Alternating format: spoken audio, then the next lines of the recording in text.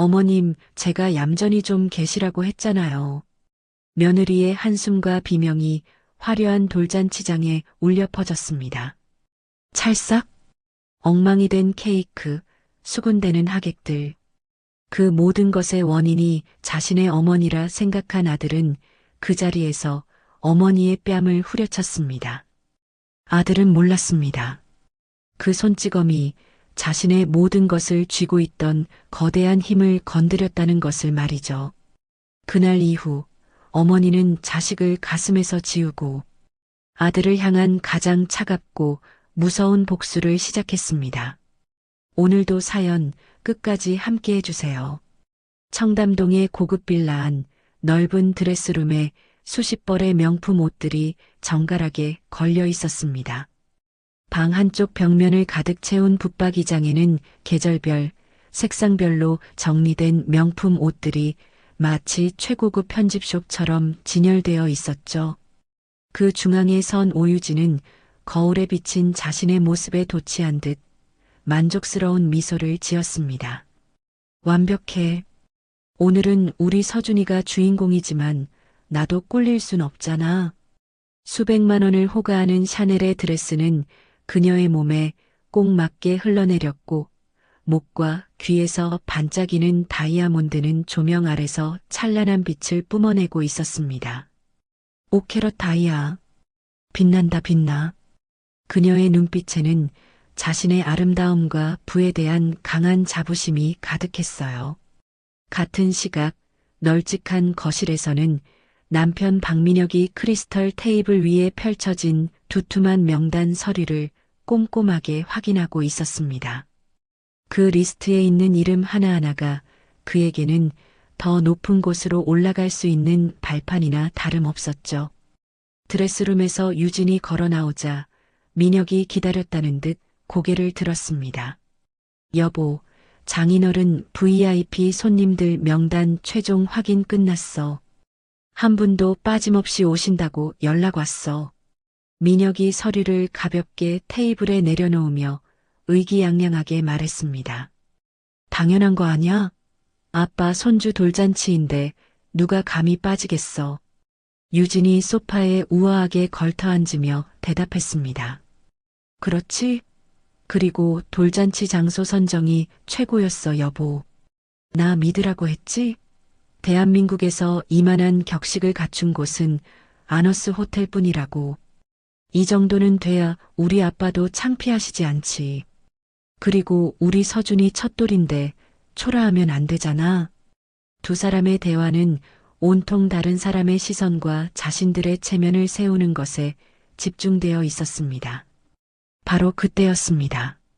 복도 저편 가장 안쪽에 있는 작은 방의 문이 아주 조심스럽게 열렸습니다.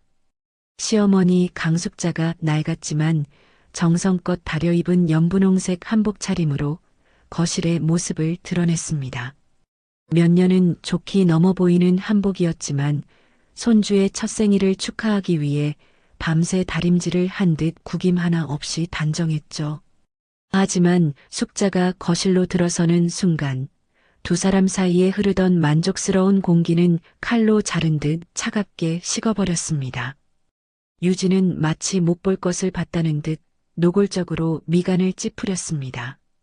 휴, 한복이 저게 뭐야? 수백만 원짜리 명품으로 휘감은 자신과 비교되는 시어머니의 초라한 행색이 참을 수 없이 거슬렸던 것이죠. 민혁 또한 당황한 기색이 역력했습니다. 오늘 이 자리가 자신에게 얼마나 중요한 기회인데 어머니의 존재가 모든 것을 망칠 수도 있다는 불안한 마음이 그의 얼굴을 스쳐 지나갔습니다. 어머니, 준비 다 되셨어요?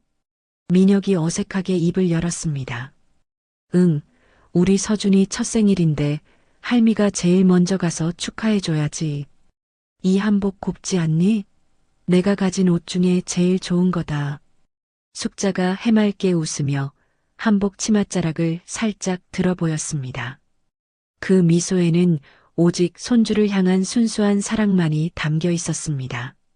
하지만 유진은 그 모습을 차갑게 쏘아보며 비꼬는 투로 말했습니다.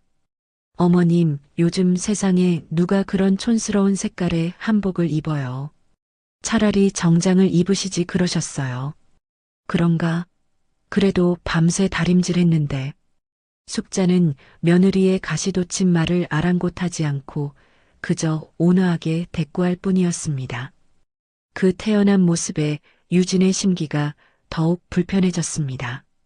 한복을 입으시든 정장을 입으시든 어머님 마음대로 하시고요. 저희는 먼저 출발할게요. 집이 많아서 어머님은 지하철 타고 오세요. 괜찮으시죠? 유진이 한치의 망설임도 없이 차갑게 말했습니다. 그것은 부탁이 아닌 명백한 명령이었죠. 지하철? 괜찮다, 괜찮아. 나야 혼자서도 씩씩하게 잘 찾아갈 수 있어. 숙자는 애써 서운함을 감추며 고개를 끄덕였습니다. 네, 그럼 늦지 않게 시간 맞춰서 오세요, 어머니. 중요한 분들 많이 오시는 자리니까 절대 시간 어기시면 안 됩니다. 민혁이 손목시계를 내려다보며 딱딱하게 말했습니다. 어머니를 걱정하는 마음은 눈꼽만큼도 찾아볼 수 없었죠. 알았다. 사돈어른도 오실 텐데 늦으면 안 될 테니 걱정들 말고 어서 가렴. 숙자가 두 사람을 재촉하며 손을 흔들었습니다. 민혁은 더 이상 대꾸할 가치도 없다는 듯 유진의 손을 잡고 현관으로 향했습니다. 그럼 호텔에서 뵐게요, 어머님. 유진이 돌아보지도 않은 채 형식적인 인사를 남기고 하이힐 소리를 내며 사라졌습니다. 곧이어 현관문이 쾅 하고 무겁게 닫혔습니다. 순식간에 정막이 내려앉은 거실에 숙자만이 덩그러니 남았습니다. 숙자는 잠시 닫힌 현관문을 바라보다가 거실 한쪽에 놓인 작은 서랍장으로 다가갔습니다. 서랍 안에서 곱고 부드러운 비단 보자기에 쌓인 작은 상자 하나를 꺼내 들었습니다. 손주에게 선물할 순금 돌반지였습니다. 숙자는 보자기를 소중하게 어루만지며 나지막이 속삭였습니다. 우리 강아지 할미가 세상에서 제일 많이 축하해. 할미가 금방 갈게. 숙자는 거울 앞에 서서 자신의 옷매무새를 다시 한번 확인하고 조용히 집을 나설 준비를 마쳤습니다. 강숙자가 낡은 한복을 여미고 조심스럽게 집을 나서는 그 시각 아너스 호텔의 화려한 연회장은 돌잔치를 위해 완벽하게 준비되어 있었습니다. 천장에서 쏟아져 내리는 크리스털 샹들리에의 불빛이 눈이 부실 정도였고 순백의 식탁보가 깔린 수십 개의 테이블은 황금빛 장식으로 우아함을 더했습니다. 연회장 입구에서는 주인공의 부모인 민혁과 유진이 하객들을 맞이하고 있었어요. 회장님, 귀한 걸음 해주셔서 정말 감사합니다. 민혁이 허리를 90도로 굽히며 한껏 비굴한 미소로 인사를 건넸습니다. 축하하네, 박 사장. 아들이 아주 똘똘하게 생겼어. 지나가는 하객들은 모두 이름만 대면 알만한 대기업의 임원들이나 유명 인사들이었죠. 유진은 그런 남편의 모습이 자랑스럽다는 듯 화려한 드레스 자락을 살짝 흔들며 고고한 미소를 잃지 않았습니다. 모든 것이 그들이 꿈꾸던 완벽한 그림 그 자체였습니다. 연회장 가장 안쪽 상석에 마련된 VIP 테이블에는 이 모든 것을 가능하게 한 유진의 아버지 오진태 회장이 앉아 있었습니다.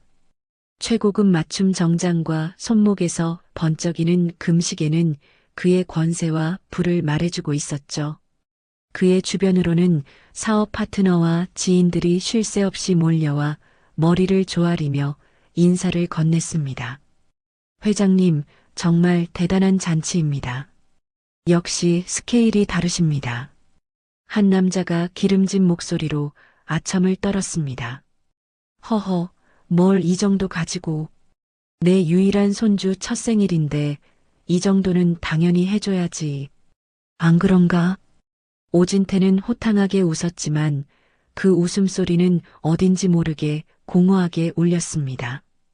그의 마음은 지금 이 화려한 잔치를 온전히 즐길 여유가 전혀 없었습니다. 현재 그가 모든 것을 걸고 추진 중인 수천억 원짜리 도심 복합 쇼핑몰 개발 사업이 거대한 암초를 만났기 때문이죠. 그런데 회장님, 그 문제의 건물은 어떻게 되어가고 있습니까? 옆자리에 앉아있던 사업 파트너가 주변 눈치를 살피며 조심스럽게 물었습니다. 그 말 한마디에 오진태의 얼굴에서 웃음기가 싹 가셨습니다. 광활한 사업 부지 한가운데 마치 박힌 모처럼 흉물스럽게 버티고 선 강숙자 명의의 낡은 상가 건물 하나. 그 건물 때문에 모든 인허가 절차가 중단되고 막대한 손해가 발생하고 있는 상황이었습니다. 걱정 말게. 곧 해결될 테니. 오진태가 애써 표정을 관리하며 말했습니다. 바로 그때 하객응대를 마친 민혁이 VIP 테이블로 다가오는 것이 보였습니다. 오진태는 기다렸다는 듯이 매서운 눈으로 민혁을 노려보며 손짓했습니다. 박서방, 이리 좀 와보게. 그 목소리에는 웃음기라고는 찾아볼 수 없는 냉기가 흘렀습니다. 네, 아버님. 부르셨습니까? 민혁이 황급히 달려와 공손하게 고개를 숙였습니다. 자네 장모가 그 빌어먹을 건물 때문에 혈압이 올라 쓰러지기 직전이야. 벌써 몇 달째인 줄 아나? 오늘 자니가 이 자리에서 확실하게 매듭을 지어야겠어. 오진태가 주변 사람들이 들을 수 없도록 목소리를 낮춰 으르렁거렸습니다. 사위의 뺨이라도 후려칠 듯한 험악한 기세에 민혁의 얼굴이 하얗게 질려 있었죠. 장인어른 죄송합니다. 제가 어떻게든 어머니를 다시 설득해 보겠습니다. 설득? 그게 될 말이라고 생각하나? 자네 어머니는 보통 고집이 아니야. 시세의 3배를 불러도 안 판다는 게 말이 된다고 생각하나? 오진태가 답답하다는 듯 테이블을 손가락으로 탁탁 두드렸습니다. 그 짜증스러운 목소리가 민혁의 귓가를 스치는 순간 그의 눈앞에 몇 달 전의 풍경이 선명하게 떠올랐습니다. 민혁은 어머니 앞에 매매 계약서를 내려놓고 무릎이라도 꿇을 기세로 애원하고 있었습니다. 어머니, 제발이요. 이건 저한테 온 일생일대의 기회라고요. 장인어른께 잘 보여야 해요. 하지만 숙자는 계약서는 쳐다보지도 않은 채 낡은 흑백 사진 속 남편의 얼굴만 어루만지고 있었습니다. 민혁아, 이 상가 건물이 그냥 건물이 아니란다. 이건 내 아버지 그 자체야. 숙자가 조용히 입을 열었습니다. 저 건물의 기둥 하나, 벽돌 한 장에 내 아버지의 피와 땀이 그대로 박혀 있어. 평생 모은 돈으로 저 건물을 짓고 우리 식구 먹여 살리느라 밤낮으로 고생했던 내 아버지 건물을 어떻게 팔겠니? 맨날 그놈의 아버지 타령. 아버지는 돌아가셨잖아요. 산 사람은 살아야죠. 아버지도 어머니가 이렇게 고집 부리는 걸 원치 않으실 겁니다. 민혁이 답답함에 소리쳤습니다. 그러자 숙자가 천천히 고개를 들어 아들을 바라보았습니다. 그녀의 눈빛은 슬펐지만 그 무엇보다 단단했습니다. 이 건물을 허무는 건 내 아버지의 무덤을 파헤치는 것과 똑같은 게야. 다시는 이 얘기를 꺼내지 말거라. 그것은 더 이상 설득의 여지가 없는 강철 같은 선언이었습니다. 내 말 듣고 있는 건가, 박서방. 장인의 날카로운 목소리가 민혁을 과거의 기억에서 현실로 잡아챘습니다. 어머니의 단호했던 얼굴이 사라지고 눈앞에는 분노로 이글거리는 오진태의 얼굴이 있었습니다. 죄송합니다, 아버님. 잠시 다른 생각을. 다른 생각? 자네 지금 내 앞에서 다른 생각을 할 정신이 있어? 보아하니 자네는 해결할 능력도 의지도 없는 것 같네. 오진태가 코웃음을 치며 민혁을 위아래로 훑어보았습니다. 과거의 실패와 현재의 굴욕이 뒤섞여 민혁은 죽고 싶은 심정이었습니다. 바로 그때 오진태가 테이블 위에 놓여있던 두툼한 서류 봉투를 턱짓으로 가리켰습니다. 저 안에 상가 건물 매매 계약서가 들어있어. 오늘 밤 안으로 자네 어머니 인감도장을 찍어오게. 그러면 신축될 쇼핑몰 사장 자리 자네에게 주겠네. 그것은 거부할 수 없는 제안이었습니다. 쇼핑몰 사장? 평생을 꿈꿔왔지만 감히 상상조차 할 수 없었던 자리였습니다. 저 정말인가요, 장인어른? 민혁의 목소리가 심하게 떨려 나왔습니다. 물론이고 말고 내가 말한 서류만 잘 준비해 오면 말이야. 네, 아버님.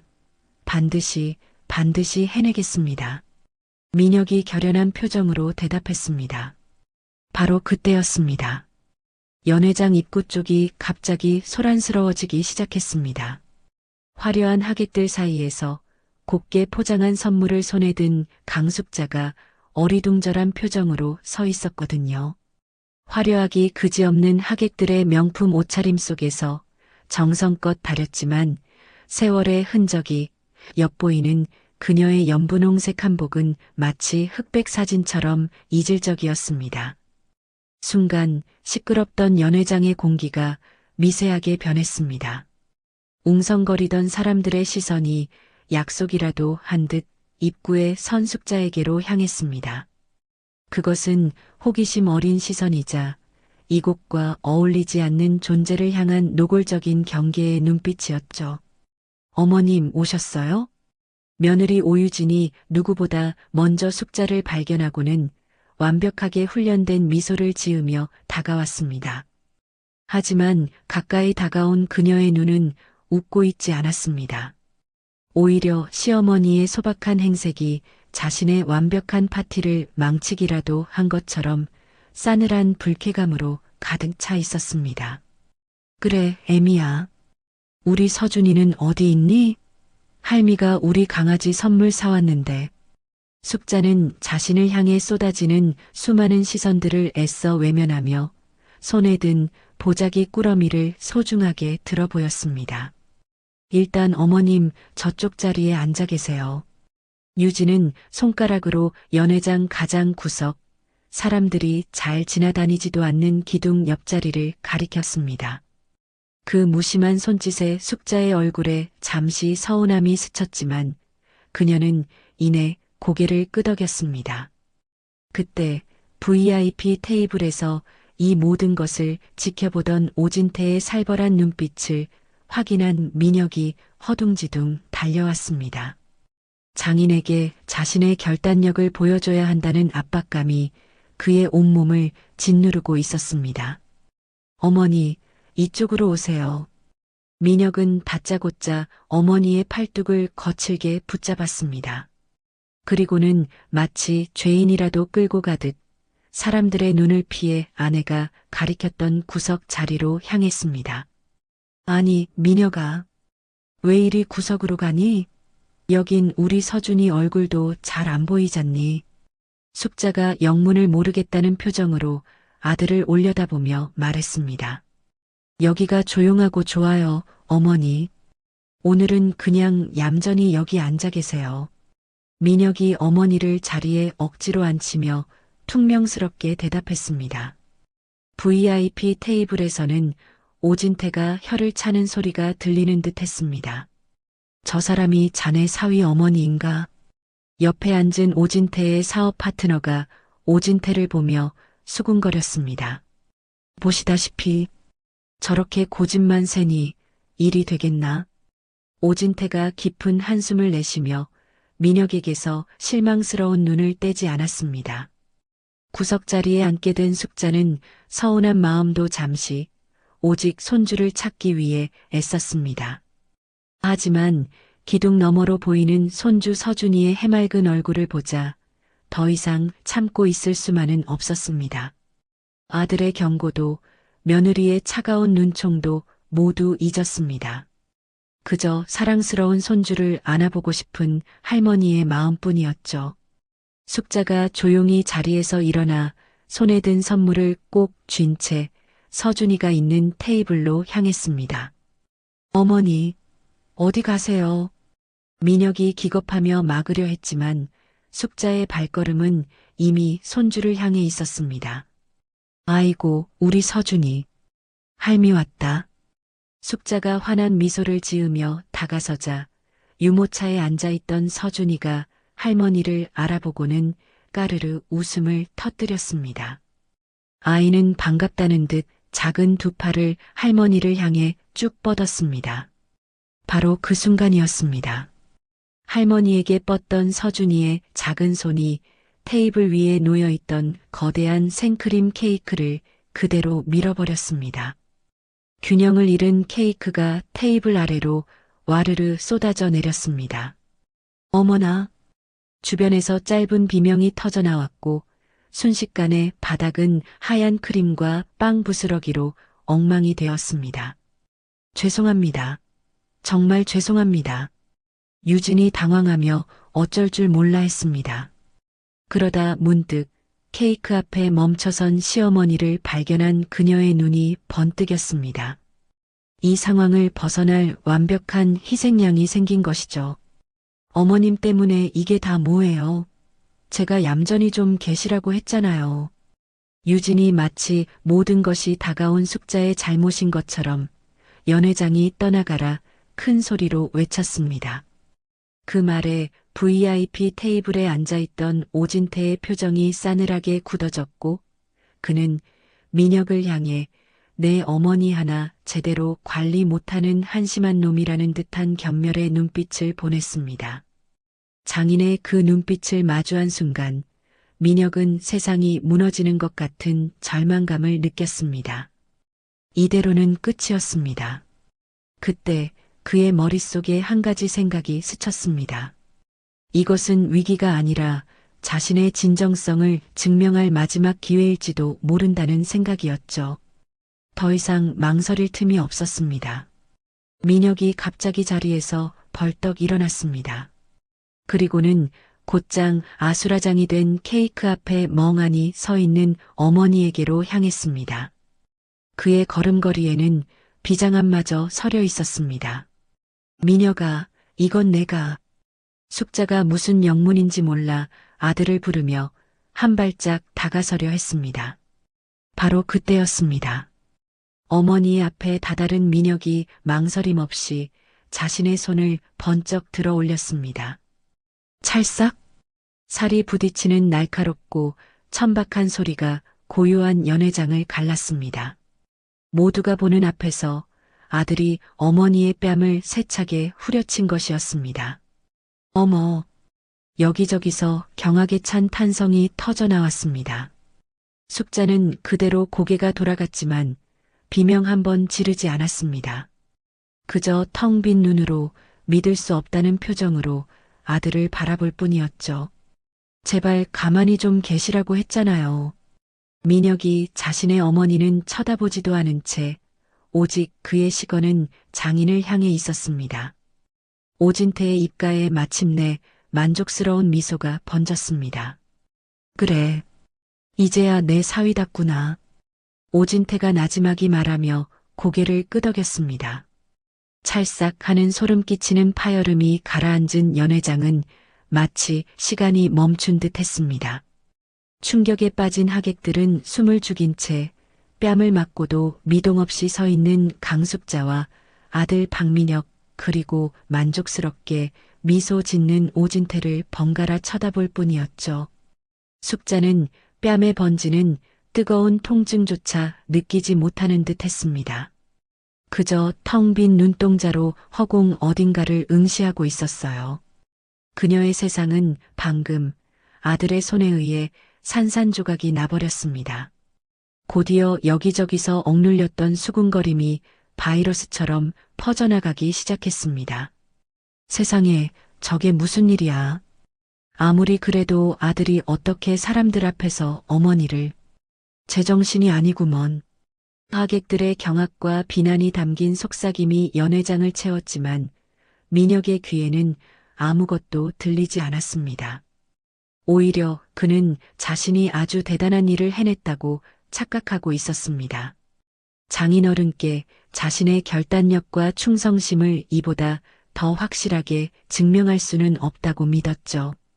민혁은 의기양양하게 가슴을 펴고 VIP 테이블에 앉은 오진태에게로 향했습니다. 아버님, 이제 제 마음을 아시겠습니까? 제 결심이 이토록 확고합니다. 민혁이 오진태 앞에 서서 허리를 굽히며 조용히 속삭였습니다. 오진태는 민혁의 어깨를 툭툭 치며 흡족한 표정을 지었습니다. 그래, 서류만 준비해 오면 내가 자네를 내 사람으로 인정할 수 있겠군. 오진태가 값비싼 양주를 따르며 말했습니다. 그는 한 잔을 민혁에게 건넸습니다. 마치 그들만의 추악한 계약을 축하하는 의식과도 같았죠. 이제 저를 믿어주시겠습니까, 아버님? 민혁이 떨리는 손으로 술잔을 받아들며 기대에 찬 목소리로 물었습니다. 믿고 말고. 자니가 진짜 사내라는 걸 오늘 확실히 보여줬어. 쓸데없는 감정에 휘둘리지 않는 냉철함. 사업가는 바로 그래야 하는 거야. 민혁은 흥분을 감추지 못하고 봉투를 열어 계약서를 다시 한번 훑어보았습니다. 그의 눈에는 오직 매매 대금과 쇼핑몰 사장 박민혁이라는 글자만 보일 뿐이었습니다. 그 아래 깨알 같은 글씨로 적힌 본 계약을 통해 해당 부동산과 관련된 일체의 권리를 양수인에게 위임하며 추후 어떠한 이의도 제기하지 않는다는 치명적인 독소 조항은 그의 눈에 들어오지도 않았죠. 계약서 봉투를 단단히 움켜쥔 민혁이 어머니가 돌처럼 굳어앉아 있는 테이블 앞에 섰습니다. 연회장의 화려한 음악 소리와 사람들의 웃음소리가 닿지 않는 이 구석진 공간은 마치 별개의 세상처럼 차가운 공기만이 맴돌았죠. 뺨에 선명한 아들의 손자국을 달고 있는 강숙자는 여전히 허공을 응시하고 있었습니다. 민혁은 아무 말 없이 굳어있는 어머니의 손목을 차갑게 낚아챘습니다. 그 서늘한 감촉에 숙자의 텅 비었던 눈동자가 비로소 아들에게로 향했습니다. 따라오세요. 민혁은 그 한마디만 내뱉고는 어머니를 일으켜 세워 연회장 출입구를 향해 거칠게 끌고 가기 시작했습니다. 그들의 갑작스러운 움직임에 주변 하객들의 시선이 다시 한번 집중되었습니다. 사람들은 수군거리며 모세의 기적처럼 길을 터주었습니다. 아들의 손에 죄인처럼 끌려나가는 늙은 어머니의 뒷모습은 이 화려한 파티에서 가장 비극적인 구경거리였죠. 유진은 그 모습을 만족스러운 눈으로 지켜보았고 VIP 테이블의 오진태는 흡족하게 고개를 끄덕였습니다. 쿵! 연회장의 육중한 문이 닫히자 시끄럽던 음악과 소음이 거짓말처럼 사라졌습니다. 두 사람을 맞이한 것은 차가운 조명만이 길게 뻗은 적막한 호텔 복도였습니다.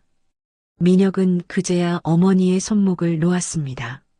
아니, 뿌리치듯 던져버렸다는 표현이 더 정확했어요. 그는 자신의 행동을 정당화하며 차갑게 말했습니다. 어머니, 제가 왜 그랬는지 이해하셔야 합니다. 이건 어머니나 저 개인의 문제가 아니에요. 우리 가족 전체의 미래가 걸린 일이라고요. 숙자의 눈동자가 미세하게 흔들렸지만 그녀는 여전히 아무런 대꾸도 하지 않았습니다. 어머니가 그 낡아빠진 건물 하나의 고집부리는 통에 우리 모두가 벼랑 끝에 몰렸어요. 장인어른께서는 더 이상 못 기다리신답니다. 이제 그만 포기하세요. 민혁이 서류 봉투에서 매끄러운 종이 뭉치를 꺼내 그녀 앞에 펼쳐 보였습니다. 그리고 처음으로 굳게 닫혀있던 그녀의 입술이 열렸습니다.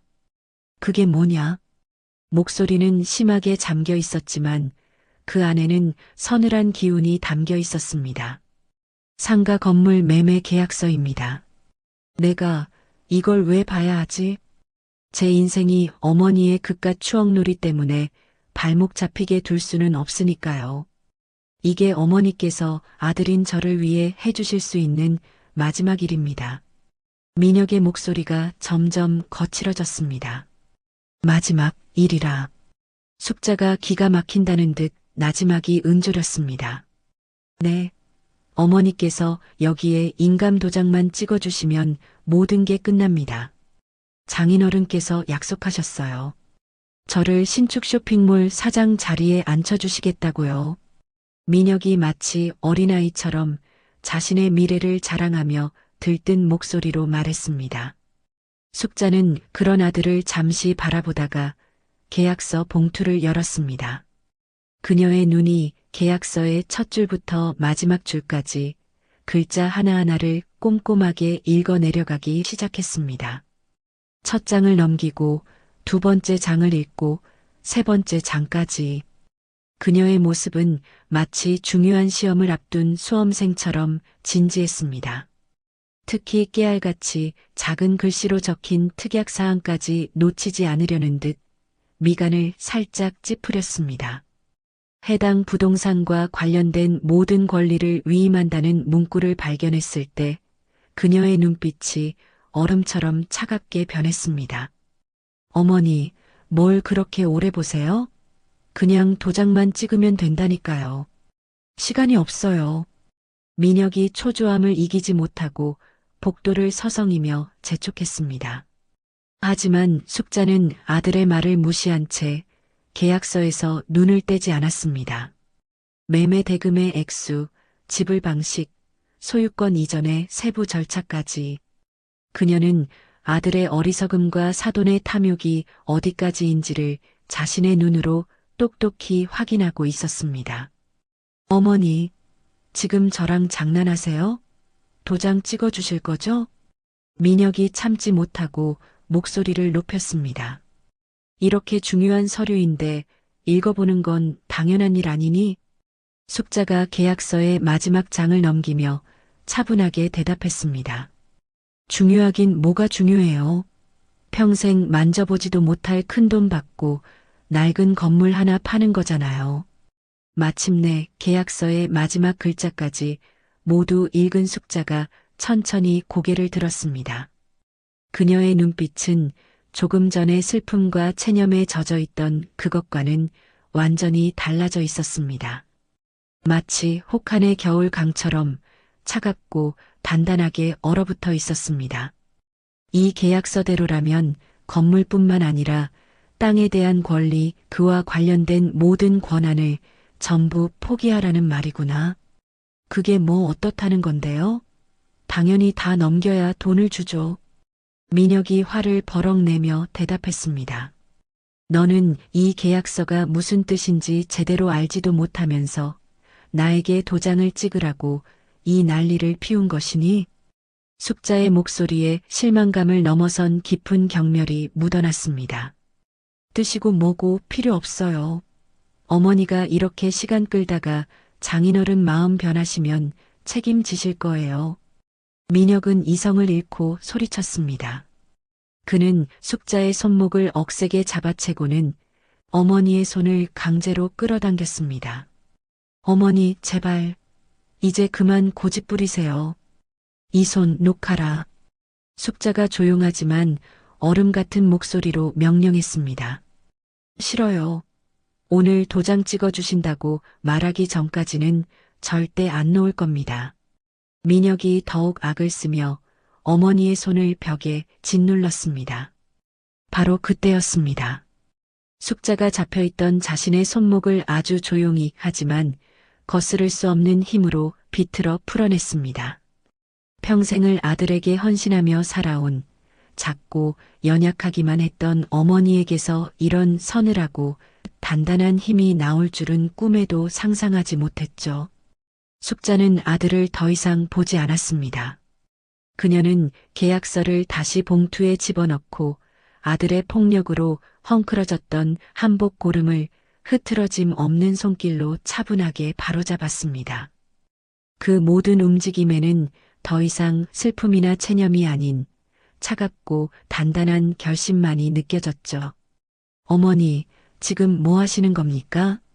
민혁이 낯선 어머니의 모습에 당황하며 떨리는 목소리로 물었습니다. 하지만 숙자는 대답하지 않았습니다. 대신 그녀는 몸을 돌려 방금 끌려 나왔던 연회장의 육중한 문으로 향했습니다. 어머니, 어디 가세요? 그쪽이 아니잖아요. 민혁이 다급하게 외쳤지만 숙자는 멈추지 않았습니다. 그녀는 연회장의 양쪽 문고리를 단단히 움켜쥐었습니다. 그리고 다음 순간 온 힘을 다해 문을 안으로 활짝 열어젖혔습니다. 쾅! 거대한 문이 양쪽 벽에 부딪히며 엄청난 굉음을 냈습니다. 그 순간 연회장의 모든 음악과 대화가 거짓말처럼 멎었습니다. 수백 명의 하객들이 소리가 난 입구 쪽으로 일제히 고개를 돌렸죠. 그곳에는 헝클어진 한복 차림의 강숙자가 서 있었습니다. 그녀는 입구에 멈춰 서서 그 자리에 있는 수많은 사람들을 없는 사람 취급했습니다. 그녀는 아들인 민혁도 며느리인 유진도 쳐다보지 않았습니다. 오직 연회장 가장 안쪽 VIP 테이블 상석에 앉아 있는 오진태 한 사람만을 똑바로 노려보았습니다. 그녀의 눈빛은 내 뜻대로는 결코 되지 않을 것이다라고 똑똑히 말하고 있었죠. 저 노인네 눈빛이 왜 저래? 멀리 떨어져 있었음에도 오진태는 그 시선의 의미를 정확히 읽었습니다. 그는 마치 찬물을 뒤집어 쓴 사람처럼 얼굴이 굳어졌습니다. 그 서늘하고도 당당한 눈빛에 불쾌함을 넘어선 섬뜩함마저 느꼈기 때문입니다. 그렇게 몇 초간의 숨막히는 정적이 흐르고 선전포고를 마친 숙자는 더 이상 그곳에 볼 일이 없다는 듯 미련 없이 몸을 돌렸습니다. 그리고 손에 계약서를 쥔 채 호텔 로비를 향해 당당히 걸어나갔습니다. 어머니, 어머니. 민혁이 어머니의 뒤를 쫓아 뛰쳐나갔지만 숙자는 단 한 번도 뒤돌아보지 않았습니다. 민혁이 텅 빈 호텔 로비에서 미친 사람처럼 소리치며 어머니를 찾아 헤맸지만 그녀는 이미 흔적도 없이 사라진 후였습니다. 연회장 안은 그야말로 아수라장이었습니다. 주인공의 어머니가 아들에게 뺨을 맞고 아들과 실랑이를 벌이다가 마지막에는 회장에게 살벌한 눈빛을 보낸 뒤 파티장을 나가버린 상황. 모든 하객이 당황하여 어쩔 줄 몰라 하며 수군거렸죠. 그렇게 화려했던 돌잔치는 그렇게 최악의 분위기 속에서 어색하게 마무리되었고 하객들은 재빨리 눈치를 보며 찝찝한 표정으로 흩어졌습니다. 화려했지만 악몽처럼 끝나버린 돌잔치의 잔상조차 사라진 깊은 밤.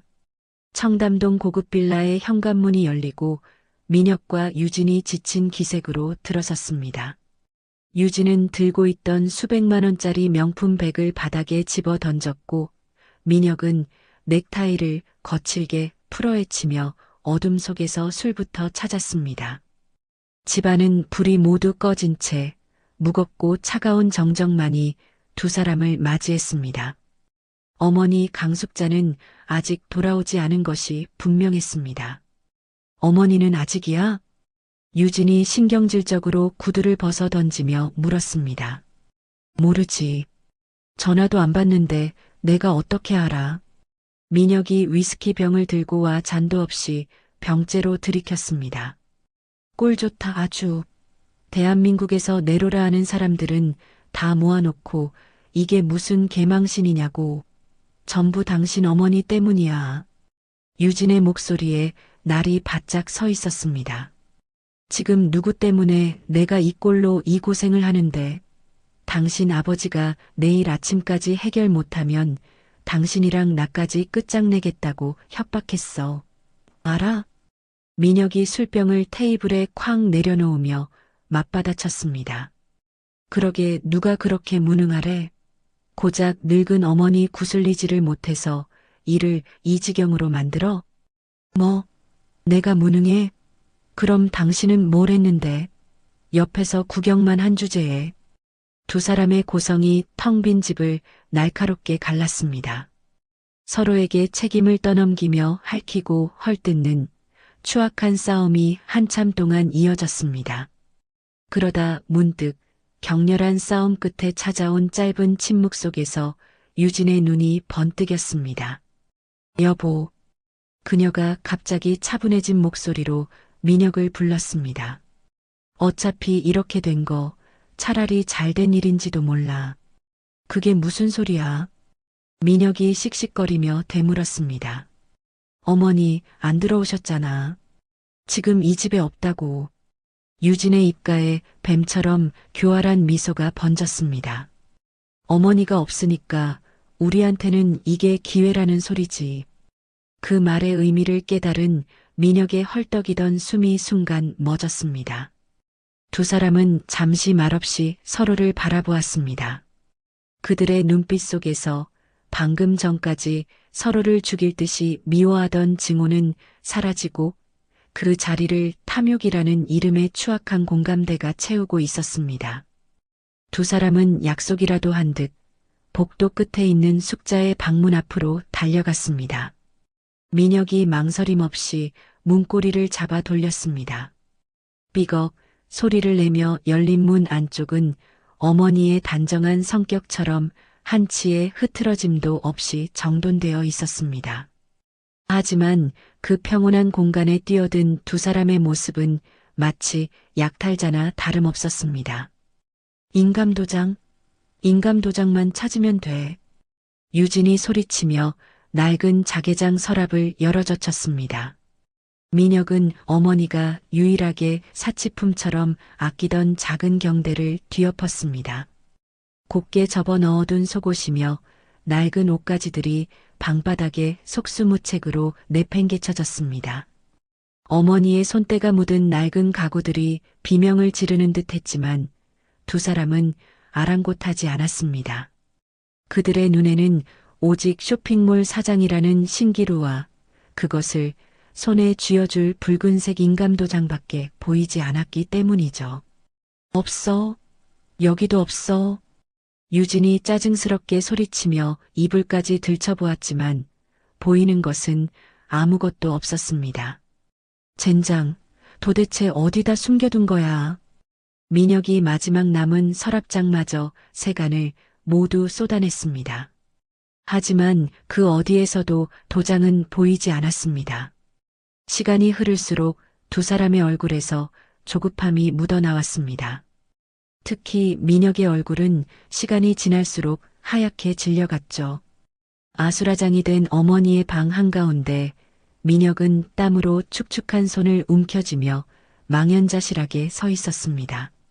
아들 박민혁이 자신의 방문을 부술 듯이 뒤지고 있던 바로 그 시각 어머니 강숙자는 집이 아닌 다른 곳을 향해 있었습니다. 손주 돌잔치가 열렸던 아너스 호텔, 그 화려한 연회장을 빠져나온 그녀는 조금의 망설임도 없이 호텔의 가장 높은 곳으로 향했습니다. 그곳은 일반 손님들은 상상조차 할 수 없는 회장 전용 통로였죠. 미로처럼 얽힌 복도를 숙자는 마치 자기 집 안방처럼 익숙하고도 당당한 걸음으로 걸어갔습니다. 통로의 끝, 관계자 외 출입금지라는 팻말이 붙은 은밀한 엘리베이터 앞에 선 그녀가 품에서 카드키를 꺼내 단말기에 가져다 댔습니다. 삑하는 소리와 함께 엘리베이터 문이 소리 없이 열렸습니다. 아들의 폭언과 폭력으로 얼룩졌던 연회장을 등지고 상승하는 엘리베이터 안에서 숙자의 얼굴이 서서히 변해가기 시작했습니다. 세상 풍파에 지친 무력한 노인의 가면이 벗겨지고 그 자리에는 수많은 전투를 승리로 이끌어온 노련한 경영자의 냉철하고 카리스마 넘치는 얼굴이 드러났습니다. 띵! 엘리베이터가 호텔 최상층에 도착하자 문이 열리는 동시에 정장을 완벽하게 차려입은 총지배인 이정수가 기다리고 있었습니다. 회장님, 돌아오셨습니까? 이정수가 90도로 허리를 숙여 깍듯하게 인사했습니다. 그래요. 그동안 수고했어요. 숙자가 짧게 답하며 엘리베이터에서 내렸습니다. 그녀의 목소리는 더 이상 가냘프지 않았습니다. 임원 회의실은 준비되었습니다. 요청하신 자료들도 모두 준비해 두었습니다. 이정수가 앞장서며 보고했습니다. 알겠어요. 그 전에 잠시 회장실에 들러야겠네요. 네, 회장님. 회장실이라는 문패가 붙은 거대한 원목 문이 열리자 압도적인 공간이 나타났습니다. 한쪽 벽면 전체가 통유리로 되어 있어 발 아래로 보석처럼 반짝이는 서울의 야경이 파노라마처럼 펼쳐졌습니다. 숙자는 거대한 회장 의자에 몸을 묻듯 앉으며 책상 위에 놓인 작은 액자 하나를 들어 올렸습니다. 액자 속에는 세상의 때가 묻지 않은 어린 박민혁이 이가 빠진 채 환하게 웃고 있었습니다. 회장님, 괜찮으십니까? 이정수가 조심스럽게 물었습니다. 괜찮아요. 아니, 오히려 이제야 잠에서 깨어난 기분이에요. 숙자가 깊은 한숨을 내쉬었습니다. 액자 속 아들의 웃는 얼굴 위로 몇 해 전 절망에 빠져 울부짖던 아들의 모습이 겹쳐 보였습니다. 몇 년 전 야심차게 시작했던 사업이 실패로 돌아가고 민혁은 매일 밤 술에 취해 있었습니다. 돈만 있었으면 내가 이렇게 무너지진 않았어. 그렇게 소파에 쓰러져 절규하던 아들의 모습을 숙자는 속으로 피눈물을 삼키며 지켜봐야 했습니다.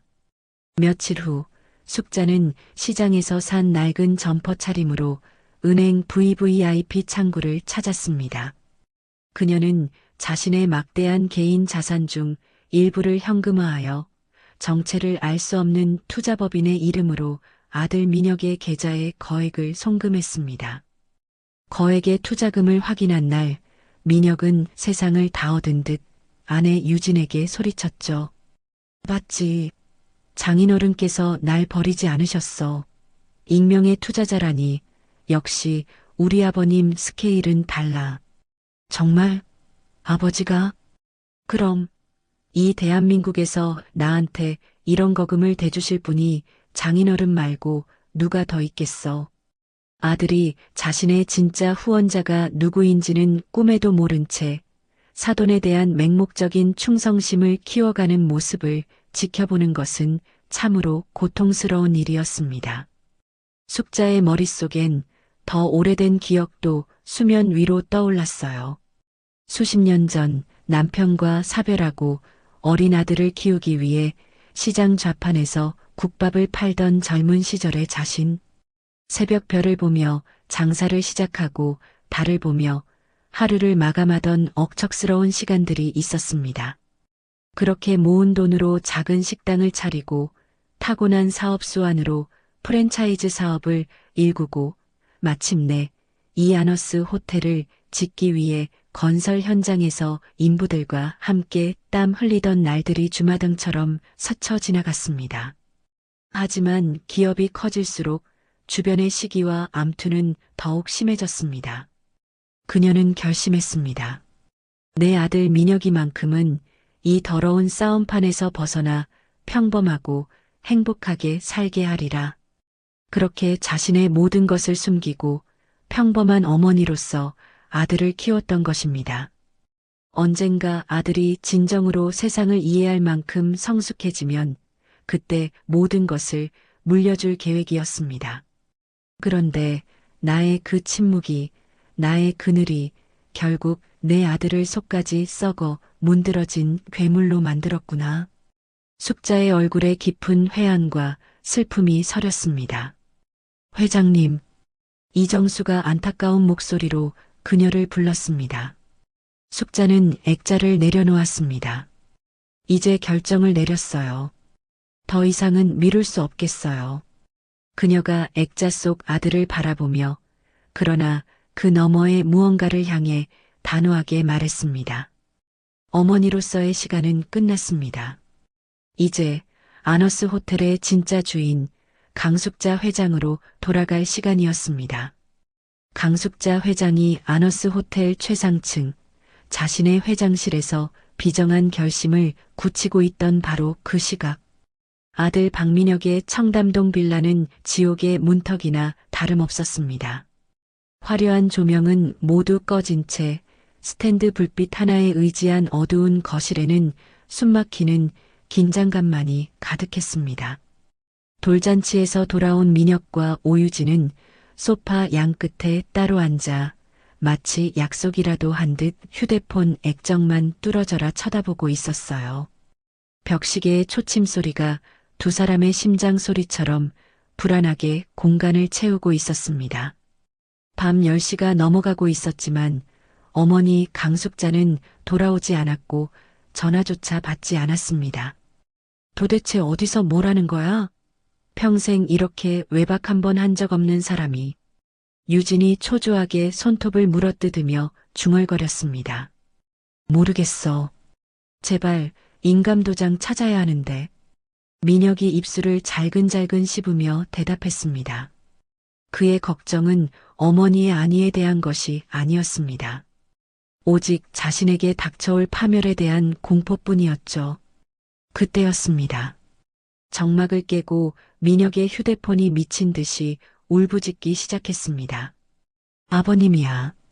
액정 화면에는 두 사람을 공포에 떨게 만드는 이름, 장인어른이 선명하게 떠 있었습니다.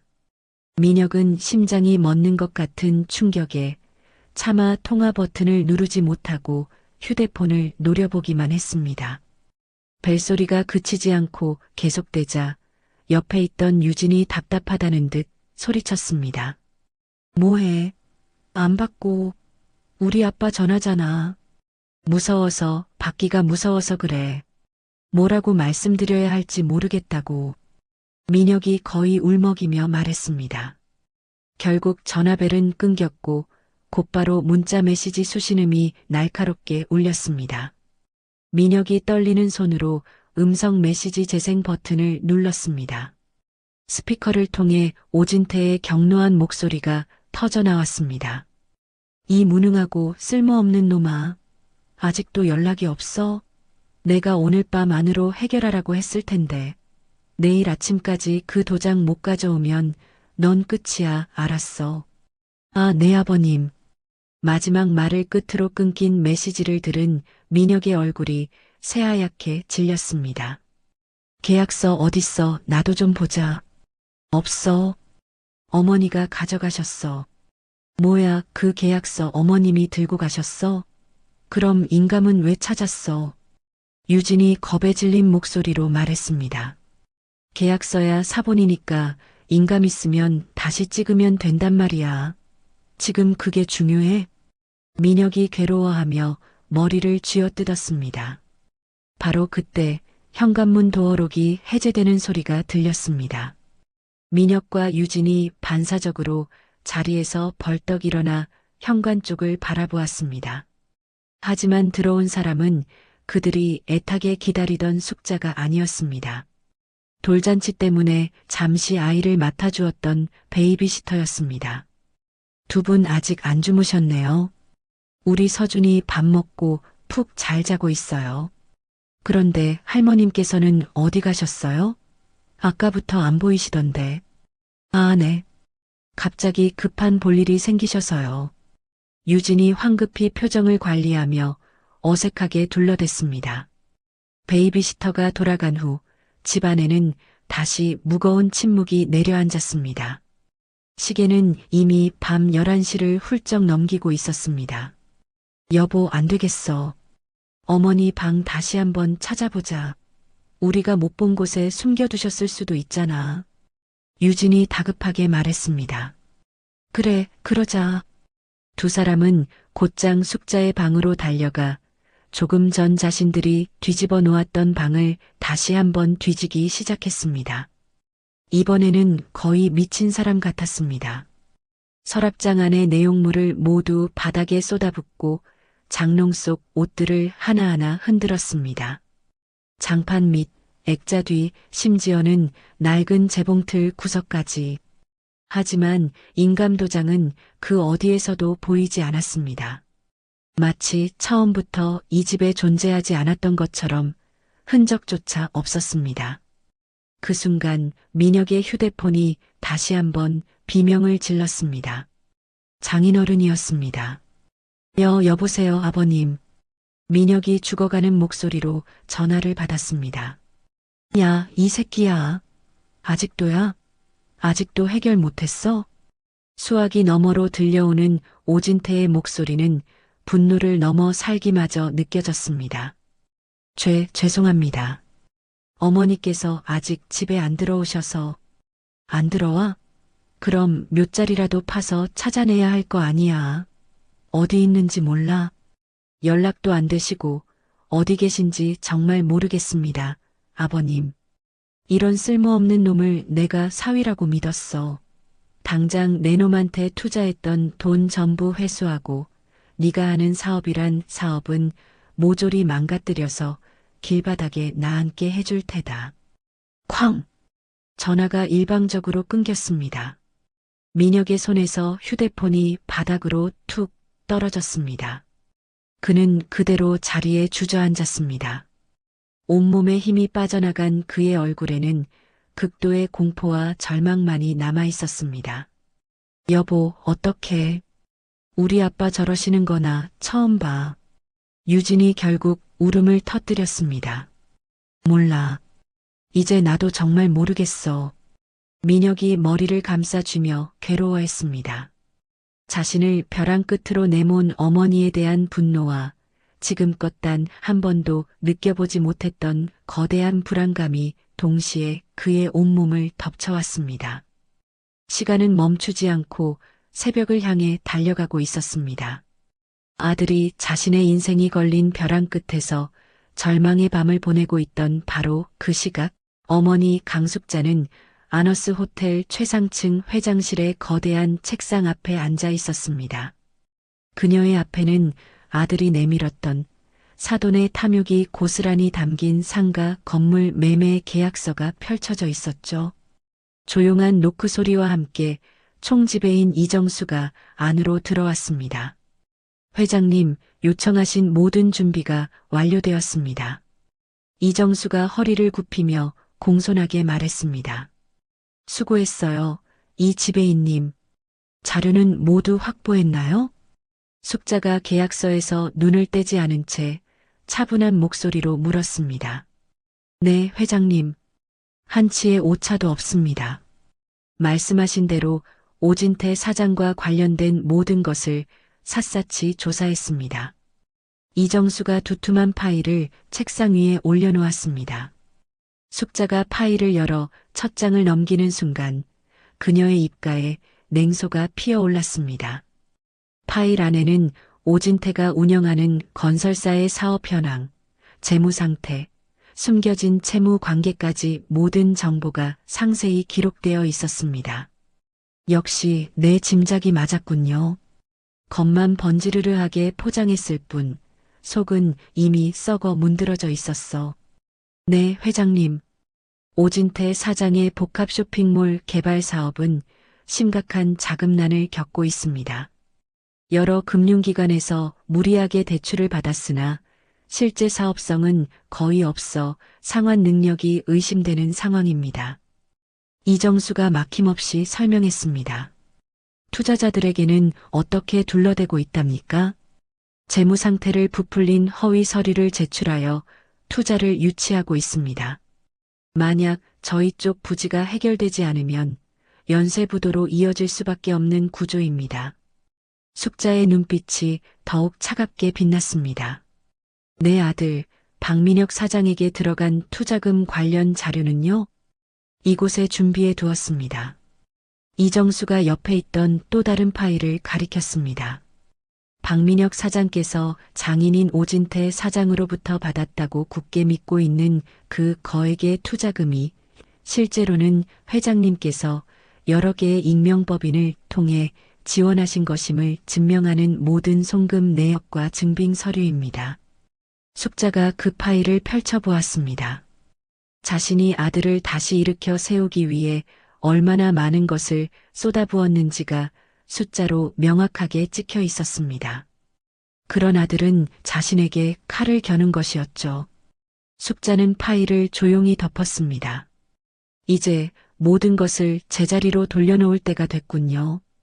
그녀가 결연한 표정으로 말했습니다. 어떻게 진행하시겠습니까, 회장님? 숙자가 의자에서 일어나 도시의 야경이 내려다 보이는 창가로 다가갔습니다. 그리고 차갑지만 한치의 흔들림도 없는 목소리로 지시를 내리기 시작했습니다. 첫째, 오진태 사장이 진행 중인 복합 쇼핑몰 개발 사업의 허위 재무 보고 자료와 실제 부채 현황 자료를 내일 아침 일찍 주요 채권단과 투자자 리스트 전체에 익명으로 발송하세요. 네, 알겠습니다.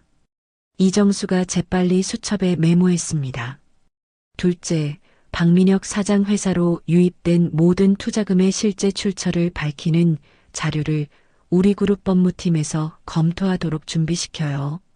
모든 법적 대응 시나리오를 검토하라고 하세요. 즉시 진행하겠습니다. 셋째, 내일 오전 10시 이곳 아너스 호텔에서 그룹 회장 주재 긴급 대책회의를 소집합니다. 참석자는 어떻게 지정하시겠습니까? 오진태 사장, 그리고 박민혁 사장과 오유진 세 사람을 VIP 멤버십 자격으로 공식 초청하세요. 절대 거부할 수 없도록 법무팀 명의의 공문으로 발송하고요. 네, 회장님. 바로 처리하겠습니다. 그리고 우리 그룹 법무팀 변호사들 전원, 그리고 이 지배인님도 회의에 참석해 주세요. 이번에는 확실하게 매듭질 겁니다. 모든 지시를 마친 숙자가 창밖을 보며 나지막이 말했습니다. 그때 이정수가 조심스럽게 입을 열었습니다. 회장님, 혹시 박민혁 사장에게 마지막으로 기회를. 그 말에 숙자가 쓸쓸하게 웃으며 돌아섰습니다. 기회라. 오늘 내 손주의 돌잔치에서 무슨 일이 있었는지 이 지배인님도 보고받지 않았습니까? 들었습니다. 하지만 그래도 회장님의 아드님이시지 않습니까? 아들이기에 더더욱 자신의 잘못에 대한 책임을 혹독하게 지게 만들어야지요. 어설픈 용서와 동정이야말로 그 아이를 2번 죽이는 길입니다. 그게 내가 내 아들에게 줄 수 있는 진짜 사랑이에요. 숙자의 목소리에는 한치의 흔들림도 없었습니다. 이정수는 더 이상 아무 말도 하지 않았습니다. 알겠습니다, 회장님. 모든 지시사항 신속하고 정확하게 처리하겠습니다. 이정수가 90도로 허리를 숙여 인사하고 회장실을 나갔습니다. 홀로 남은 숙자는 다시 책상으로 돌아와 앉았습니다. 그리고 책상 위에 놓인 이가 빠진 채 웃고 있는 어린 민혁의 사진을 가만히 내려다보았습니다. 강철 같던 그녀의 눈빛 속에서 아주 잠깐 어머니로서의 깊은 고뇌와 슬픔이 스쳐 지나갔습니다. 민혁아, 결국 이게 네가 선택한 길이다. 숙자가 사진을 향해 오직 자신만이 들을 수 있는 목소리로 조용히 중얼거렸습니다. 이제 심판의 아침이 밝아오고 있었습니다. 지옥 같던 밤이 지나고 마침내 장인에게 계약서를 주기로 한 아침이 밝았습니다. 밤새 뜬 눈으로 민혁은 어머니를 찾아온 시내를 헤맸지만 어머니는 마치 연기처럼 사라진 뒤였습니다. 민혁과 유진은 넋이 나간 사람처럼 거실 소파에 주저앉아 있었습니다. 밤새 흘린 눈물로 유진의 화려했던 얼굴은 엉망이었고 민혁의 얼굴에는 수염 자국과 함께 깊은 패배감이 서려 있었죠. 어머니, 정말 어디로 가신 걸까? 유진이 퉁퉁 부은 눈으로 허공을 보며 말했습니다. 모르겠어. 내 평생 어머니가 저러시는 건 처음 봐. 민혁이 더 이상 쥐어뜯을 머리카락도 없는지 마른 세수를 하며 대답했습니다. 이제 장인 오진태의 최후 통첩 시각까지는 불과 몇 시간도 남지 않은 상황이었습니다. 딩동, 그때 절망적인 정적을 깨고 현관벨이 날카롭게 울렸습니다. 민혁이 깜짝 놀라 자리에서 벌떡 일어나 인터폰 화면을 확인했습니다. 화면에는 모르는 남자가 서 있었습니다. 누구세요? 택배입니다. 긴급 서한이 도착했습니다. 택배? 민혁이 의아해하며 현관문을 열자 정복을 입은 특송 직원이 고급스러운 재질의 빳빳한 봉투를 건넸습니다. 박민영님 맞으십니까? 아너스 호텔에서 발송된 긴급 초처장입니다. 아너스 호텔에서요? 민혁은 심장이 쿵 내려앉는 것 같았습니다. 그가 떨리는 손으로 봉투를 받아들자 직원은 곧바로 사라졌습니다. 여보, 뭐야? 누가 보낸 거야? 유진이 불안한 얼굴로 다가와 물었습니다. 민혁이 황급히 봉투를 뜯자 그 안에서는 한 장의 격식 있는 공식 초청장이 나왔습니다. 아너스 호텔 VIP 초청장, 발신인 총지배인 이정수. 민혁이 믿을 수 없다는 듯 초청장의 내용을 천천히 읽어 내려갔습니다. 갑자기 무슨 초청장? 우리를 왜 불러? 유진이 어리둥절한 표정으로 되물었습니다. 초청장에는 오늘 오전 10시 수신인 명단에는 박민혁과 오유진, 그리고 장인인 오진태 사장의 이름이 나란히 적혀 있었죠. 그때 마치 타이밍을 맞춘 것처럼 민혁의 휴대폰이 울렸습니다. 화면에는 지옥의 사자처럼 느껴지는 장인어른이라는 이름이 떠 있었습니다. 여보세요, 아버님. 민혁이 겨우 목소리를 쥐었자 내 전화를 받았습니다. 박서방, 자네도 호텔에서 이상한 종이 쪽지 받았나? 수화기 너머로 들려오는 오진태의 목소리 역시 당황한 기색이 역력했습니다. 네, 아버님. 방금 초청장이라는 걸 받았습니다. 대체 무슨 속셈이지? 호텔에서 느닷없이 초정장은 왜 보내는 거야? 계약서는 어찌 되었나? 오진태의 물음에 민혁은 아무 대답도 할 수 없었습니다. 잠시 침묵이 흐르던 그때 수화기 너머에서 오진태가 갑자기 무릎을 탁 치는 소리가 들렸습니다. 아, 알겠다. 어제 그 케이크 사건 때문이로군. 네, 케이크 사건이라니요? 어제 돌잔치에서 케이크가 엎어지고 아주 난장판이 되지 않았나? 그것 때문에 호텔 쪽에서 정식으로 사과하려는 모양이야. 오진태가 모든 것을 간파했다는 듯 자신만만한 목소리로 말했습니다. 아, 그럴 수도 있겠군요. 민혁의 얼굴에 아주 희미한 희망의 빛이 스며들기 시작했습니다. 그럼, 역시 아너스 호텔이야. 고객 관리가 이 정도로 철저하다니까. 대한민국 최고 기업인 내 심기를 불편하게 했으니 당연히 이 정도 성의는 보여야지. 아마 보상 문제도 논의하려는 걸 거야. 오진태의 목소리에는 어느새 만족감이 가득했습니다. 보상 말씀이십니까? 당연하지. 5성급 호텔 최고 연회장을 빌렸는데 행사가 엉망이 됐잖나. 아마 거액의 보상금이나 호텔 VIP 혜택 같은 걸 제안하겠지. 우리를 따로 부른 걸 보니 일이 커지는 걸 막고 조용히 해결하고 싶은 게야. 오진태의 그럴듯한 추리에 민혁은 마지막 동아줄이라도 잡은 심정이었습니다. 밤새 그를 짓누르던 절망감이 조금씩 거치는 것 같았어요.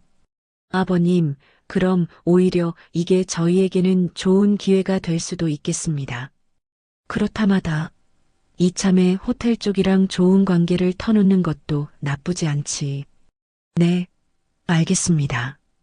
그럼 지금 바로 준비해서 호텔로 가겠습니다. 민혁의 목소리는 어느새 평소의 활기를 되찾아 있었습니다. 그래, 유진이도 데리고 어서 준비해서 와. 늦지 말고.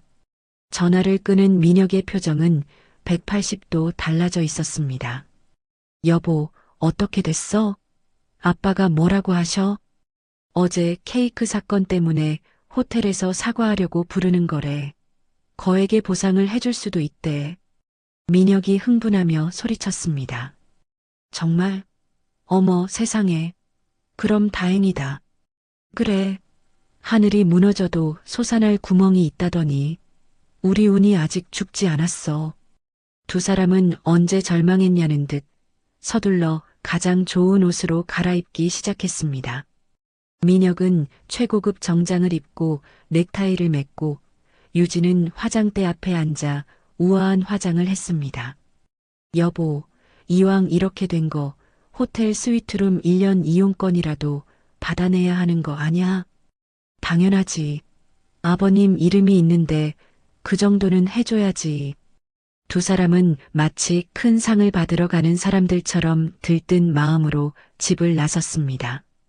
자신들이 향하는 곳이 달콤한 보상이 기다리는 곳이 아닌 모든 진실이 밝혀질 차가운 심판대 위라는 사실은 꿈에도 상상하지 못한 채였습니다. 어제의 불미스러운 일에 대한 보상을 받을지도 모른다는 헛된 희망에 부풀어 박민혁과 오유진 그리고 오진태는 아너스 호텔 최상층 이사회 회의실 앞에 섰습니다. 아, 떨린다. 어떤 보상을 해주려고 부른 거지? 육중한 문이 천천히 열리자 세 사람은 기대감에 찬 표정으로 안으로 들어섰습니다. 하지만 회의실의 풍경은 그들의 예상과는 완전히 달랐습니다. 거대한 흑단 테이블이 방의 대부분을 차지하고 있었지만 마땅히 있어야 할 호텔의 임원진이나 직원은 단 한 명도 보이지 않았습니다. 마치 거대한 무덤처럼 차갑고 웅장한 침묵만이 그들을 맞이할 뿐이었죠. 이상하네. 아무도 없잖아. 민혁이 당황하며 주위를 둘러보았습니다. 우리한테 사과하려고 부른 거 아니었어? 호텔 직원들은 다 어디 있는 거야? 유진 역시 불안한 목소리로 속삭였습니다. 조용히 해봐라. 잠깐만, 저기, 저 끝에 누가 앉아있구나. 오진태가 긴 테이블 저편 상석에 홀로 앉아있는 인형을 발견하고 턱짓했습니다. 세 사람의 시선이 일제히 그곳으로 향했습니다. 상석에 앉은 사람은 등을 보이고 있어 얼굴은 보이지 않았지만 한치의 흐트러짐 없는 자세와 최고급 원단으로 재단된 짙은 남색 정장에서부터 남다른 기품이 흘러나왔습니다. 누구지? 호텔의 더 높은 사람인가? 민혁이 눈을 가늘게 뜨며 말하는 순간 의자에 앉아있던 여성이 천천히 몸을 돌려 그들을 마주했습니다. 그 얼굴을 확인한 순간 세 사람의 시간은 그대로 멈췄습니다. 온몸의 피가 차갑게 식으며 얼굴이 새하얗게 질려갔습니다. 어머, 언니? 민혁이 마치 목이 졸리는 사람처럼 떨리는 목소리로 간신히 단어를 내뱉었습니다. 그곳에 앉아 있는 것은 다름 아닌 강숙자였습니다. 하지만 어제 돌잔치에서 뺨을 맞고 구석에 처박혀 있던 낡은 한복 차림의 초라한 노파는 그곳에 없었습니다. 결점 하나 없이 완벽하게 올린 머리, 값비싼 보석으로 장식된 안경 너머로 보이는 냉철한 눈빛, 그리고 온몸에서 뿜어져 나오는 압도적인 카리스마. 그녀는 완전히 다른 사람이었습니다. 모두 자리에 앉으시죠. 숙자가 얼음장처럼 차가운 목소리로 말했습니다. 그 목소리는 명령이었고 세 사람은 마치 자석에 이끌린 쇠붙이처럼 저도 모르게 테이블 앞에 놓인 의자에 주저앉았습니다. 어머님, 이게 다 무슨 일입니까? 유진이 겨우 정신을 차리고 떨리는 목소리로 물었습니다. 바로 그때 회의실 양쪽 문이 동시에 열리며 총지배인 이정수를 필두로 한 여러 명의 변호사들이 방 안으로 들어왔습니다. 그들은 한치의 망설임도 없이 숙자의 양옆으로 도열하듯 자리를 잡았습니다. 아니, 이 총지배인, 이게 대체 어떻게 된 상황인지 설명 좀 해보시오. 오진태가 당황하여 이정수에게 소리쳤습니다. 안녕하십니까, 오진태 사장님. 오늘 회의의 모든 내용은 저희 아너스 호텔 그룹 회장님께서 직접 설명해 주실 겁니다. 이정수가 정중하게 인사하며 숙자를 향해 손짓했습니다. 회장님? 민혁이 멍하니 그 단어를 반복했습니다. 네, 소개합니다. 이분이 저희 아너스 호텔 그룹을 창립하고 현재까지 이끌어 오신 강숙자 회장님이십니다. 이정수의 그 한마디는 천둥소리처럼 세 사람의 뇌리에 내리꽂혔습니다. 그럴 리가 없어. 우리 어머니가 호텔 회장이라니 말도 안 돼. 민혁이 고개를 저으며 현실을 부정했습니다. 오늘 이 긴급 대책회의의 주요 안건은 바로 여기 계신 세 분입니다. 숙자가 싸늘한 눈빛으로 그들을 꿰뚫어보며 말했습니다. 안건이라니요. 저희가 왜 안건이라는 말씀이십니까? 오진태가 식은땀을 줄줄 흘리며 간신히 물었습니다. 숙자는 대답 대신 어제 민혁이 내밀었던 상가 건물 매매 계약서를 테이블 위로 미끄러뜨렸습니다. 이 서류 기억하시겠지요? 계약서가 오진태의 바로 앞에 멈춰 섰습니다. 그리고 저 화면도 함께 보시지요. 숙자가 손짓하자 그녀 뒤편에 거대한 스크린이 켜지며 오진태의 회사 이름과 함께 복잡한 재무제표가 화면을 가득 채웠습니다. 그것은 오진태가 투자자들을 속이기 위해 만들었던 허위 자료가 아닌 진짜 장부였습니다.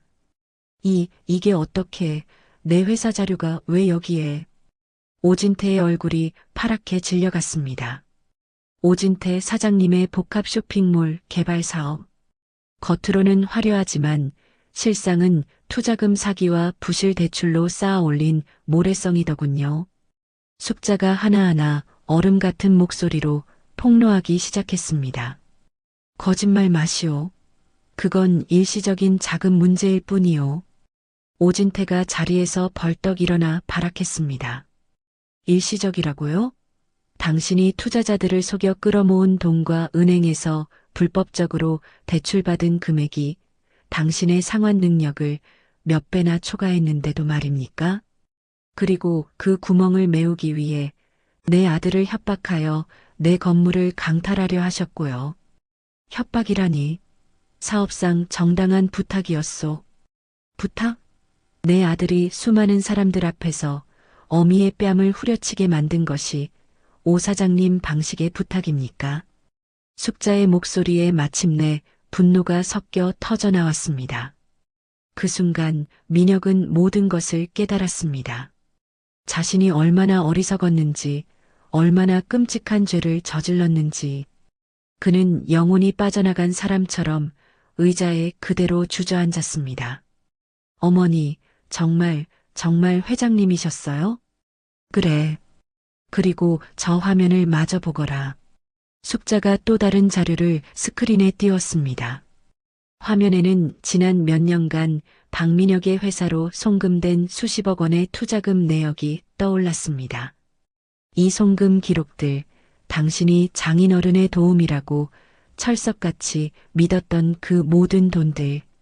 사실은 이 어미가 당신을 위해 익명으로 보낸 것이었습니다. 뭐라고요? 민혁의 세상이 그가 믿었던 모든 것이 산산조각 나며 무너져 내렸습니다. 자신이 딛고 서 있던 성공이라는 땅이 사실은 장인이 아닌 어머니가 만들어준 것이었다는 진실 앞에 그는 숨조차 쉴 수 없었습니다.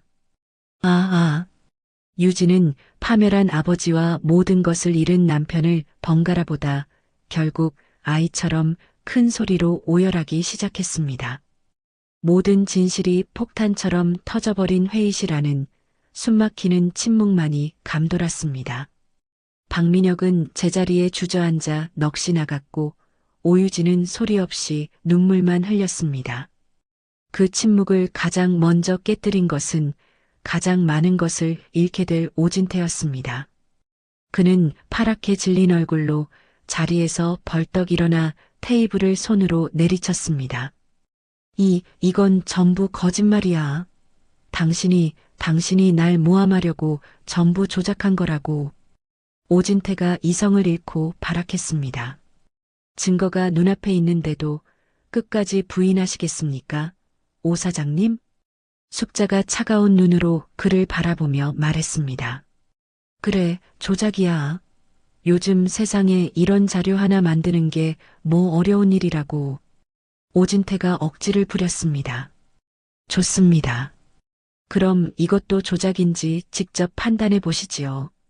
숙자가 손짓하자 스크린에 새로운 자료가 나타났습니다. 화면 왼쪽에는 오진태가 투자자들에게 보냈던 온갖 미사역으로 부풀려진 허위 재무제표가, 그리고 오른쪽에는 그의 회사의 실제 자금 흐름이 담긴 진짜 장부가 나란히 비교되어 있었습니다. 누가 봐도 명백한 사기 행각의 증거였죠. 내 회사의 내부 자료를 어떻게 해? 오진태의 목소리가 절망으로 떨려 나왔습니다.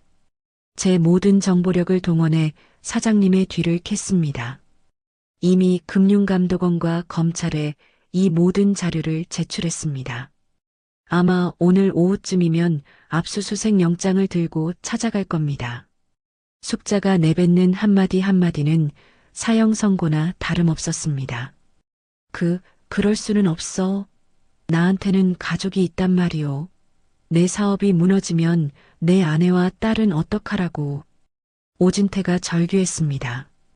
가족을 진정으로 생각했다면 애초에 남의 가정을 파괴할 생각을 하지 말았어야지요.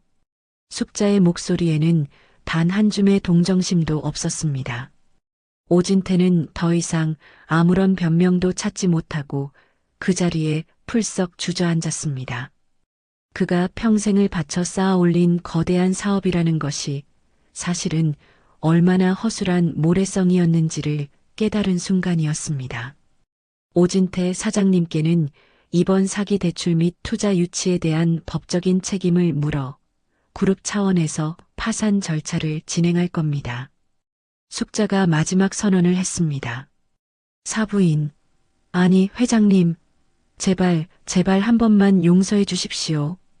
오진태가 체면도 버리고 바닥에 무릎을 꿇었습니다.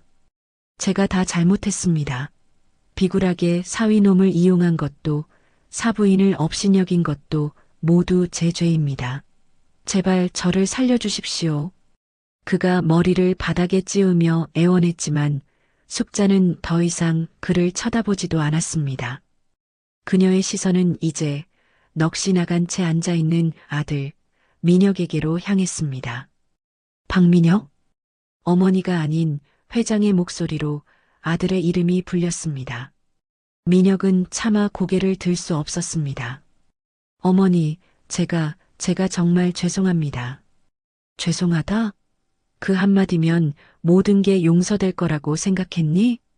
숙자의 목소리가 얼음처럼 차가워졌습니다. 아닙니다. 하지만 정말 몰랐습니다. 어머니께서 저를 그렇게까지 도와주고 계셨다는 걸 정말 꿈에도 몰랐습니다. 몰랐다고 해서 네가 내 뺨에 손을 댄 그 죄가 사라지는 것은 아니다. 숙자가 어제 맞았던 자신의 뺨을 손으로 천천히 쓸어내렸습니다. 그 행동 하나에 민혁은 심장이 갈갈이 찢어지는 것 같은 고통을 느꼈습니다. 그리고 유진아. 숙자가 이번에는 며느리를 향해 시선을 돌렸습니다. 네, 어머님, 아니 회장님.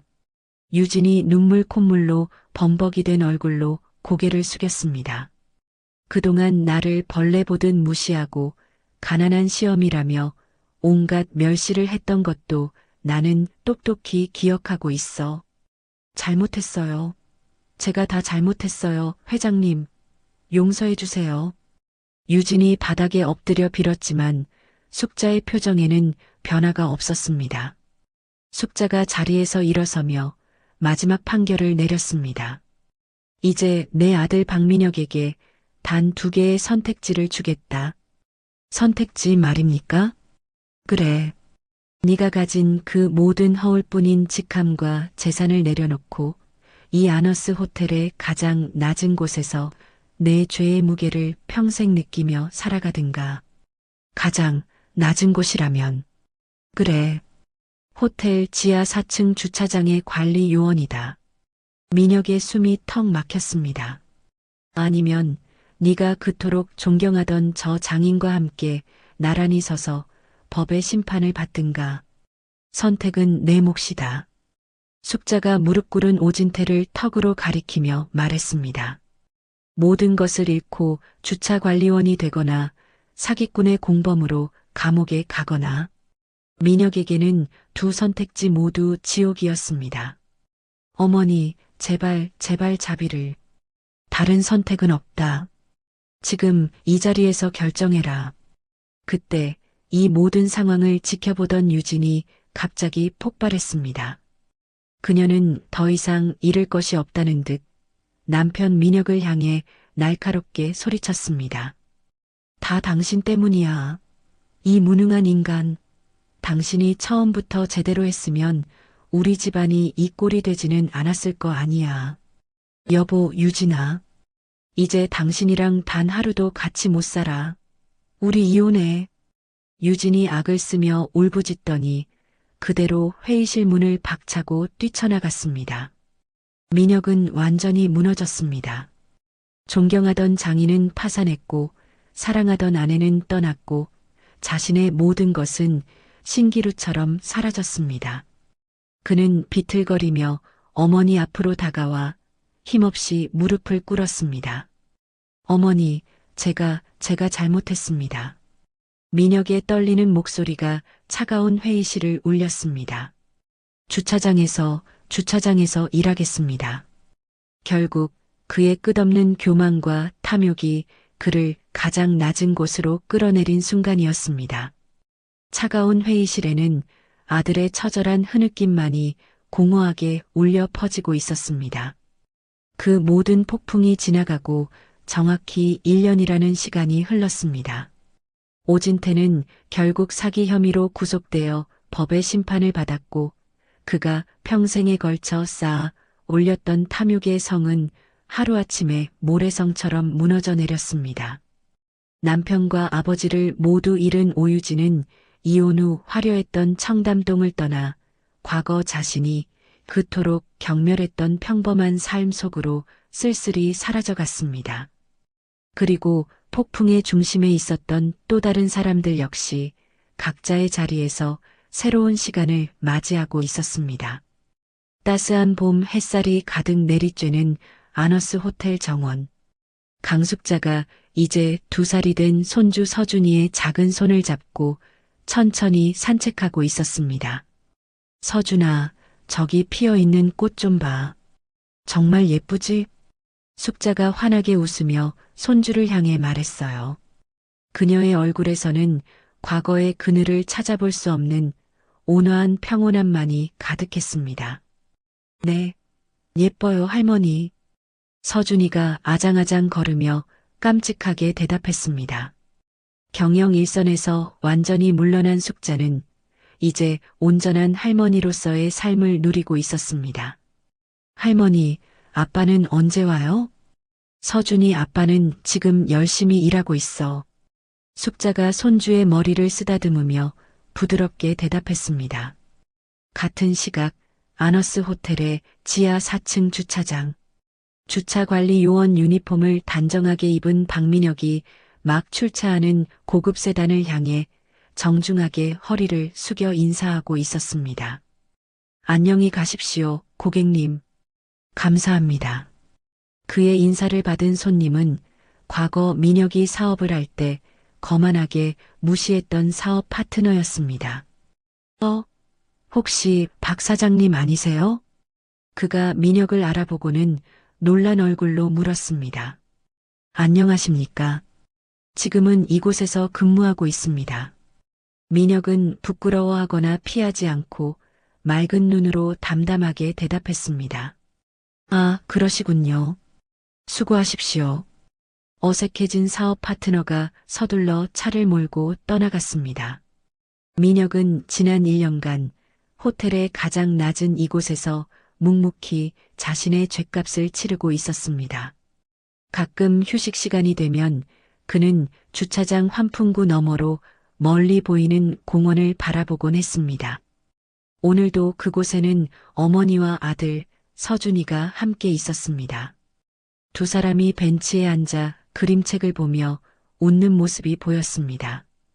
다가가고 싶은 마음이 목까지 차올랐지만 그는 차마 발을 뗄 수 없었습니다. 그저 씁쓸한 미소를 지으며 그 모습을 눈에 담을 뿐이었죠. 할머니, 배고파요. 우리 맛있는 거 먹으러 가요. 그럴까? 우리 강아지 할머니가 세상에서 제일 맛있는 밥 해줄게. 숙자가 서준이의 손을 잡고 자리에서 일어났습니다. 할머니와 손자가 함께 걸어가는 뒷모습은 평범했지만 세상 그 무엇보다 따뜻하고 소중해 보였습니다. 어느덧 민혁의 근무 시간이 끝났습니다. 박민혁 씨, 오늘도 수고 많으셨습니다. 네, 반장님도 고생하셨습니다. 내일 뵙겠습니다. 동료 직원과 미소로 인사를 나눈 그는 예전처럼 절망에 빠져 있지는 않았습니다. 집으로 돌아가는 길, 민혁은 습관처럼 어머니와 아들이 사는 집 앞을 지나갔습니다. 창문 너머로 새어나오는 서준이의 밝은 웃음소리가 들려왔습니다. 그 웃음소리를 듣는 것만으로도 그의 고된 하루의 피로가 조금은 가시는 듯 했습니다. 아직은 저 문을 열고 들어갈 용기가 없었습니다. 자신이 저지른 잘못의 무게가 너무나도 무거웠기 때문이죠. 언젠가는 민혁이 창문을 바라보며 나지막이 중얼거렸습니다. 부서진 관계는 아직 회복되지 않았지만 그들은 각자의 자리에서 속죄와 용서라는 긴 시간을 보내고 있었습니다. 아주 작은 희망의 불씨 하나를 남겨둔 채 그들의 하루가 조용히 저물어갔습니다. 오늘 이야기 어떠셨나요? 혹시 끝까지 함께 해주신 분이 계시다면 잘 들었다고 댓글 하나만 남겨주세요. 여러분에게도 따뜻하고 빛나는 날들이 찾아올 거예요. 구독과 좋아요는 다음 이야기를 이어가는 큰 힘이 됩니다. 지금까지 오늘도 사연이었습니다. 더 깊고 따뜻한 이야기로 다시 찾아뵐게요. 편안한 하루 보내세요. 감사합니다.